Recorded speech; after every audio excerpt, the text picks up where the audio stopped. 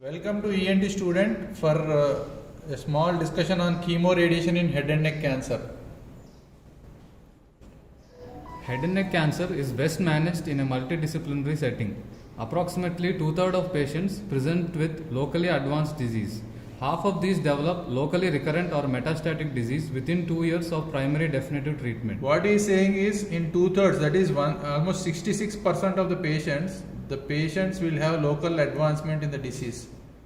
And half of these cancers, they develop recurrence or metastasis within the first 2 years of definitive treatment. So advanced disease is 66% and local recurrence is within half of the patients. The aim of treatment is to maximize tumor control while preserving function and quality of life. Surgery, radiotherapy, chemotherapy, and more recently targeted therapies are utilized in various combinations in attempts to effect cure. Radiotherapy with or without concomitant platinum-based chemotherapy has overtaken surgery as the primary treatment modality for many head and neck cancers, largely in the setting of organ conservation approaches to treatment.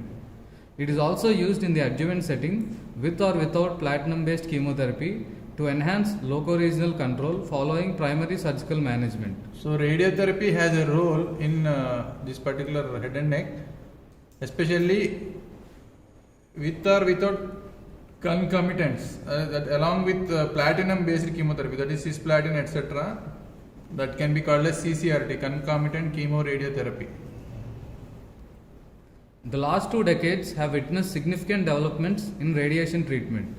An improved understanding of the underlying radiobiological principles has been the catalyst for optimizing radiation dose fractionation.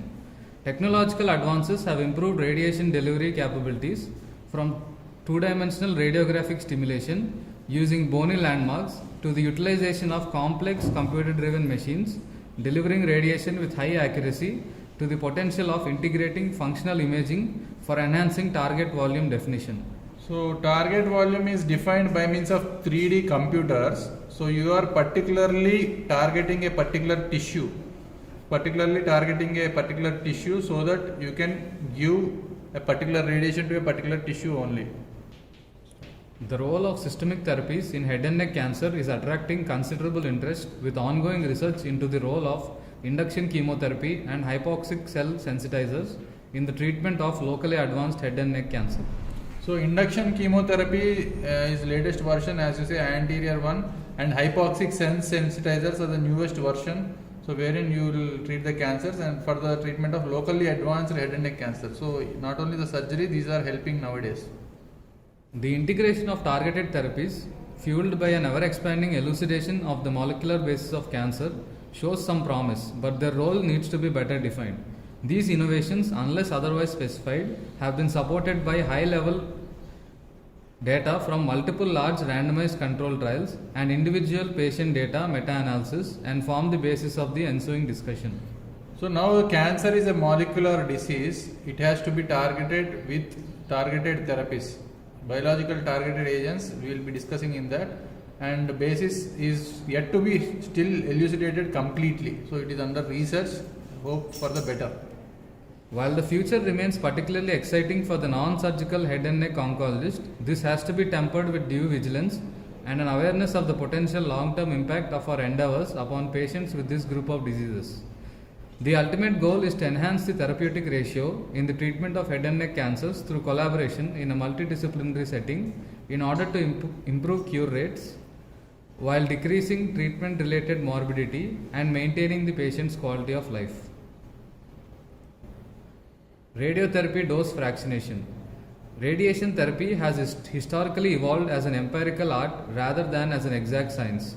Conventional practice involves once daily treatment for 5 fractions a week over 6 to 7 weeks using 1.2 to 2 Guinan per fraction. Gray per fraction. In the UK, resource limitations have led to a selective adaptation of shorter dose fractionation schedules with duration of treatment varying between 3 and 7 weeks. The efficacy of these shorter schedules in achieving local control is supported by well-documented clinical research and the use of radiobiological modeling.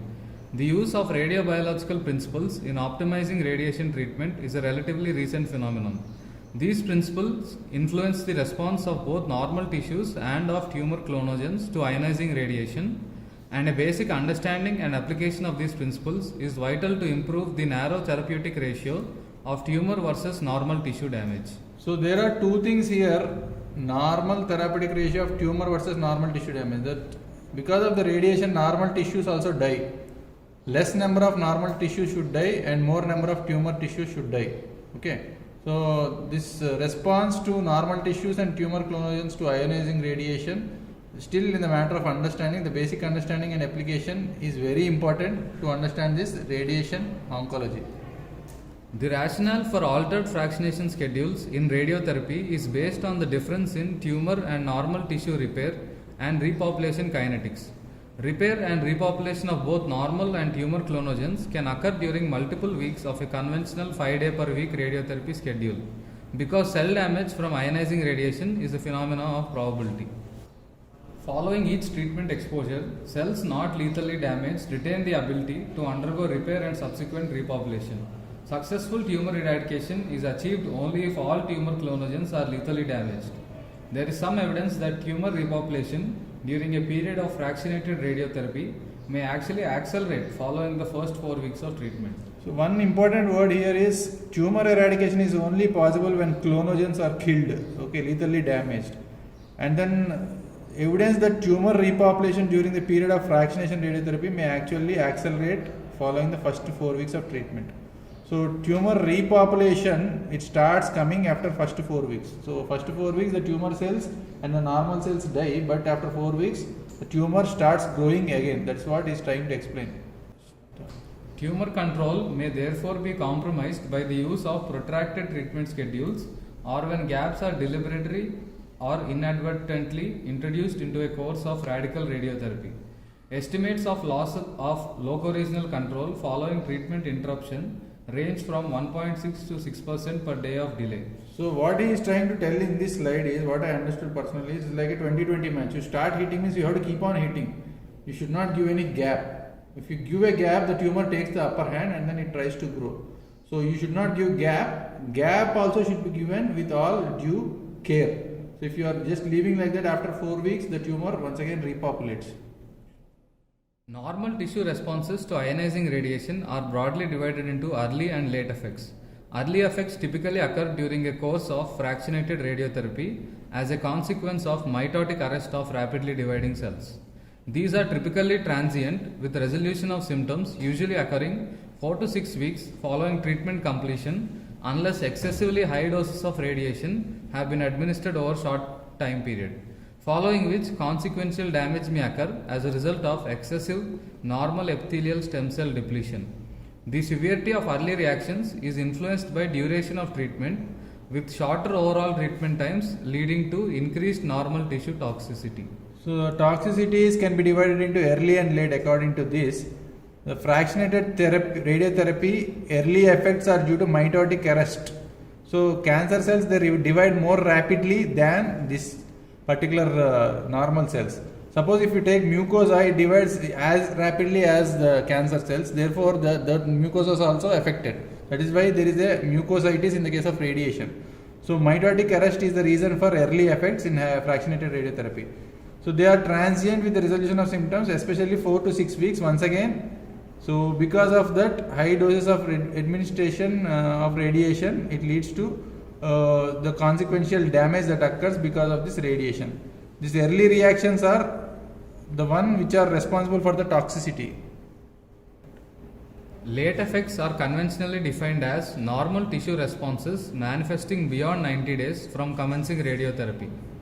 Late effects may progress over many years and are manifest by tissue fibrosis or in extreme cases by radionecrosis.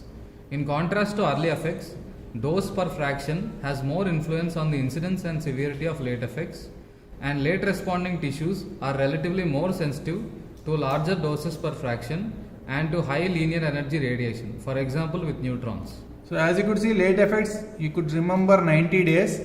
And what are the late effects? Due to dose per fraction. If you are, instead of giving 1.5 per fraction, if you give 2.5 per fraction, the late effects are more. So the amount of radiation has an influence on the late effects. It has more influence, and tissues are relatively more sensitive to larger doses per fraction, like neutrons. What are the late effects possible? They are tissue fibrosis, number one, and osteoradionecrosis is an example of late effects of radiation. These are the introductory points regarding chemoradiation. The other points we will see in the next video. Thank you for watching ENT Student.